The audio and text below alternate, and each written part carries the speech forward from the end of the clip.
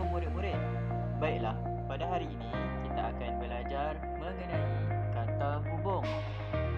Apa itu yang dikatakan dengan kata hubung? Kata hubung merupakan perkataan yang bertugas sebagai penyambung ayat, frasa dan juga perkataan. Dua ayat tunggal yang terbentuk menggunakan kata hubung dipanggil sebagai ayat majmuk. Sebagai contoh, dia tidak hadir ke sekolah kerana demam. Sebenarnya, ayat ini terdiri daripada dua ayat tunggal. Ayat yang pertama ialah dia tidak hadir ke sekolah. Ayat yang kedua ialah dia demam. Kedua ayat tunggal ini digabungkan menggunakan kata hubung kerana menjadi dia tidak hadir ke sekolah kerana demam. Oleh itu, ayat ini menjadi ayat majmuk. Terdapat tiga jenis kata hubung, iaitu kata hubung gabungan, kata hubung pancangan dan juga kata hubung berpasangan. Baiklah, yang pertama, kita akan mengenali apa itu kata hubung gabungan. Kata hubung gabungan digunakan untuk menggabungkan dua unsur yang setara, iaitu kedua-duanya merupakan ayat utama. Baiklah, mari kita lihat contoh. Ayat yang pertama ialah Ali pergi ke kebun Datuk. Ayat yang kedua ialah Afiq pergi ke kebun Datuk. Kedua-dua ayat ini merupakan ayat yang sama, iaitu ayat utama. Justeru, kedua-dua ayat ini dapat digabungkan menggunakan kata hubung dan menjadi Ali dan Afiq pergi ke kebun Datuk. Baiklah, mari kita lihat contoh kata hubung gabungan. Kita ada tetapi, dan, atau, lalu, sambil dan juga serta. Seterusnya, kita akan melihat apa itu kata hubung pancangan. Kata hubung pancangan digunakan untuk menghubungkan ayat yang tidak setara, iaitu ayat utama dan juga ayat kecil. Mari kita lihat contoh. Ayat yang pertama ialah Abu melawat kebun Encik Hanif. Ayat yang kedua ialah kebun Encik Hanif luas. Ayat Abu melawat kebun Encik Hanif merupakan ayat utama, manakala ayat kebun Encik Hanif luas merupakan ayat kecil.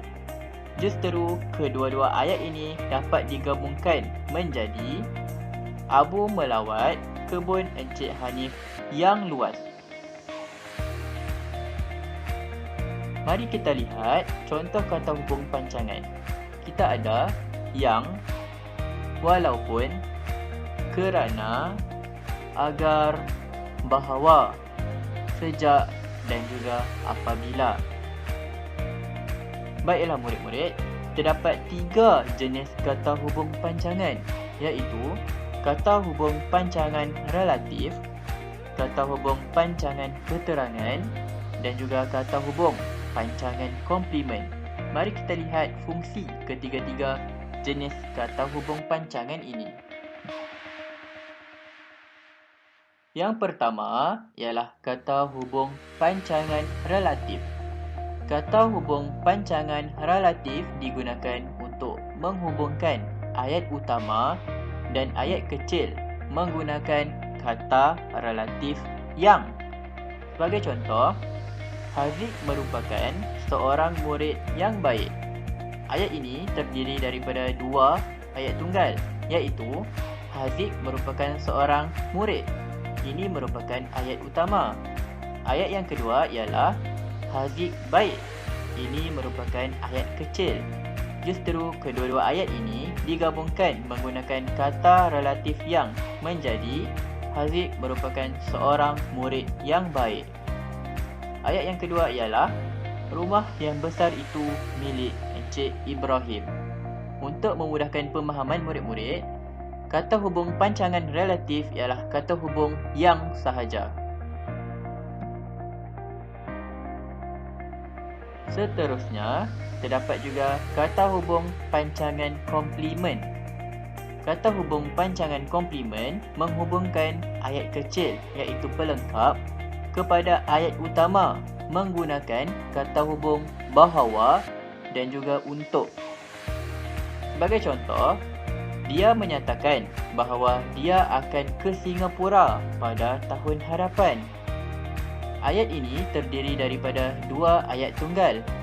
Ayat utama ialah dia menyatakan.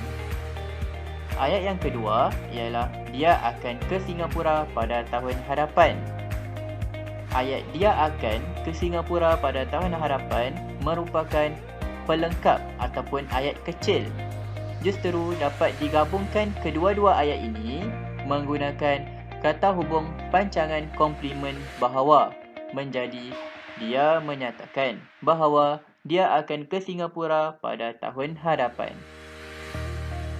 Ayat contoh lain ialah untuk berjaya, dia perlu berusaha bersungguh-sungguh. Yang ketiga merupakan kata hubung pancangan keterangan. Kata hubung pancangan jenis ini menghubungkan ayat kecil yang menjadi keterangan kepada ayat utama. Baiklah, kita lihat contoh. Dia akan ke sekolah sekiranya hari tidak hujan. Baik, ayat utama ialah dia akan ke sekolah, manakala ayat kecil hari tidak hujan. Justeru, kedua-dua ayat ini dapat digabungkan menggunakan kata hubung pancangan keterangan, iaitu sekiranya. Dia akan ke sekolah sekiranya hari tidak hujan. Baik, selain itu terdapat juga ayat Sarah tetap belajar walaupun dia tidak sihat. Yang terakhir ialah kata hubung berpasangan. Kata hubung berpasangan ini merupakan kata hubung yang terdapat lebih daripada satu di dalam sesebuah ayat. Sebagai contoh, hidup Ahmad susah. Ahmad rajin berusaha. Kedua-dua ayat ini dapat dihubungkan menggunakan kata hubung berpasangan menjadi